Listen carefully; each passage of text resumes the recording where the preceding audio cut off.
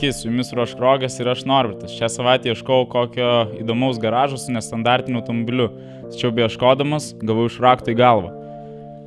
Tačiau atsirado NV auto, kurie įsileido pas save, o ten dirba Vaidas prie savo Kobros.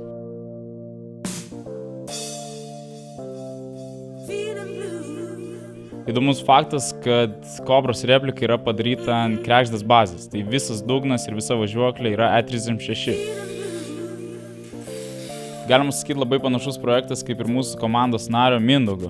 Jis daro Ladą, kur pati Lada yra tik iš išorės, ką matome. Nes visas dugnas ir visa važiuoklė yra taip pat BMW.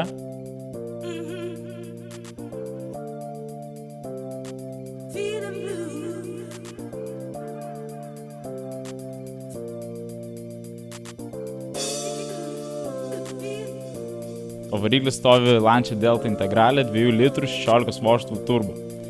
Nesveikas hibridas, tačiau abejingų nepalieka.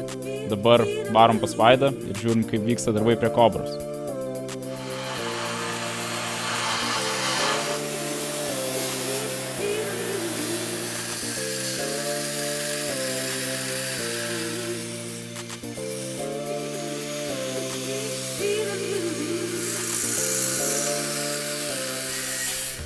Sveiki, aš esu Vaidas, užsiemu automobilių remontu ir kaip hobį užsiemu šito Kobros projektu, kurį pradėjau kartu su dabar jau buvusiu kolega, kuris išvažiavo į užsienį laimės ieškoti, kaip daugelis dabar daro.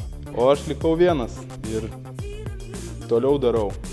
Viskas prasidėjo nuo kregždės, buvo sutrumpinta bazė, išpjaustyta kas nereikalinga. Tada prasidėjo formavimas jau viso kėbulo, visų formų iš tokios medžiagos. Putų poliuretanas. Buvo supilta ganėtinai daug šito viso komponento ir pradėtos formuoti formos.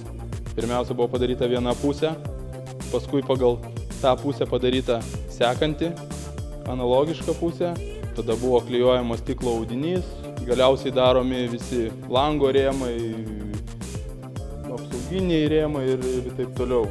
Kobra buvo pasirinkta todėl, kad yra ganėtinai brangus jos originalas. Kaip pirmam variantui yra ganėtinai lengvos formos, nes pradžioj buvo mąstyta tarp Kobros ir tarp Lamborghini replikos. Jau buvo surasta visos nuotraukos, visi brėžiniai Lamborghiniui gamint, bet apsistojom ties Kobra dėl to, kad, kaip ir sakiau, formos yra lengvesnės, pirmam kartui reikalauja žymiai mažiau investicijų. Dabartinis kėbulo svoris yra kažkur tai iki 100 kg, nedaugiau, neskaitant visų bazių, ratų, variklių ir taip toliau. Bendras svoris jos turėtų gautis iki 800 kg. Kaip ir sakiau, bazė buvo paimta kregždės, dabar variklis yra 2 litrų, tačiau planuojama jį pakeisti artimiausiu metu į 2.8 naujesnį, įdėti LSD reduktorių ir užkurt, pasižiūrėti, kaip valdysis, kaip trauks mašina be viršutinio kiauto, kaip sakant, nes viršus realiai padarytas taip, kad jį bet kada galima nuimti ir realiai važiuoti tik tai su baze. Šita Kobra nuo originalios replikos, kurią galite pamatyti ant, tarkim, BRC stovi pardavime, tai šita Kobra skiriasi labai daug kuom pločių, aukščių, žymiai kitokią mašiną.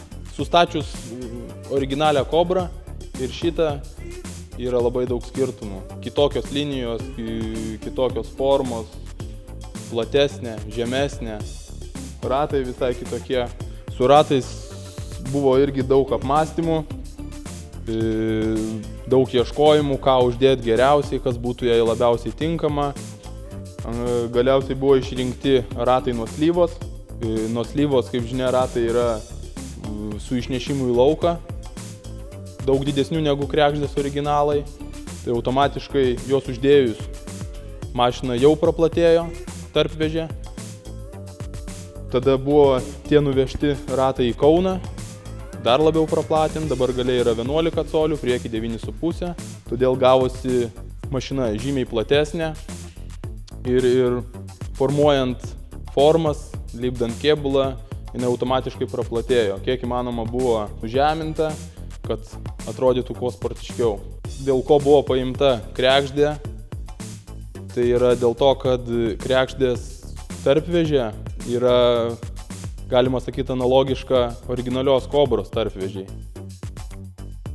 Kregždės plotis yra labai panašus originalios kobros pločių, bet kadangi uždėjus ratus ir dar praplatintus, tai automatiškai jinai gavo žymiai platesnė.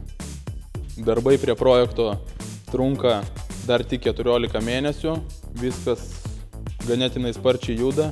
Jeigu viskas toliau seksis taip, kaip dabar sekasi, tai tikiuosi, kad dar šiais metais važiuojančią kobrą pamatysit gatvėse.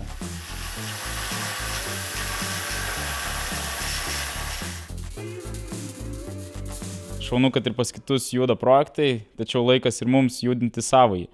Laukiame važiuoklės iš irp.lt ir jau kitą savaitę tikiuosi viską pradėsim rinkti. Iki kitos savaitės.